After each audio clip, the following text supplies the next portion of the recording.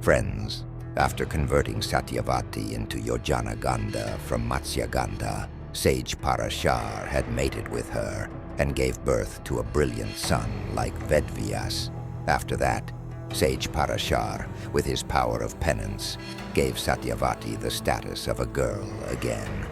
Due to this scheme, King Shantanu of Hastinapur, who was fascinated by Satyavati, started getting very worried about her. One day, when Devavrata saw the expression of trouble on his father's face, he asked his father the reason for his trouble.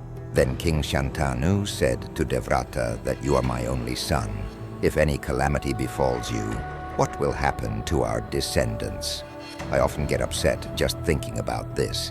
Devavrata was not satisfied with the reason King Shantanu had told Devavrata for his problems.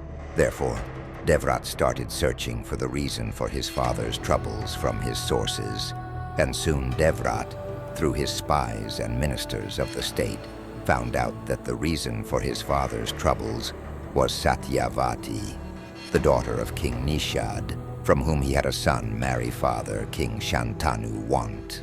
When Devavrata also came to know that King Nishad had put a condition before his father that his daughter Satyavati could marry him only if he made Satyavati's son his successor.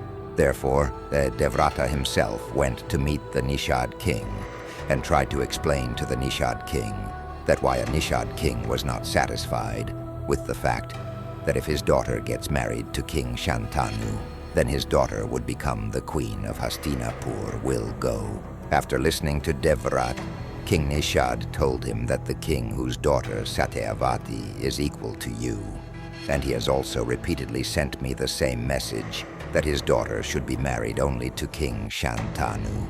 For this reason, I have also refused to marry Satyavati's interested sage, Asit. Being the nurturer of Satyavati, I am also the father of Satyavati, and my only condition is that the kingdom of Hastinapur should go to my daughter's son only. Hearing the voice of King Nishad, Devavrata tells him that I take an oath to assure you that Satyavati, the son born from the womb, will be the king of Hastinapur. Hearing this from Devavrata, King Nishad tells him that I have full faith in you, but in future your son can snatch the kingdom from Satyavati's son.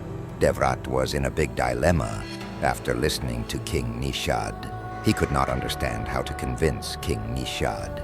Therefore, to please his father, he had taken a vow in front of King Nishad, taking all the gods as witnesses, that he would never marry and would follow the religion of celibacy throughout his life. Then the gods, after hearing this difficult vow of Devavrata, said that because of making such a vow to Bhishma, Devavrata should be named Bhishma. Since then, Devavrata started being called Bhishma. After hearing this promise of Devavrata, King Nishad was very satisfied, and then Devavrata took Satyavati with him to Hastinapur and handed over Satyavati to his father, King Shantanu. Friends, King Shantanu was very happy to see this sacrifice of his son for himself. Therefore, he had given this boon to his son that as long as he wanted to live, death would not be able to harm him. Death will be able to exert its influence on him only by asking him.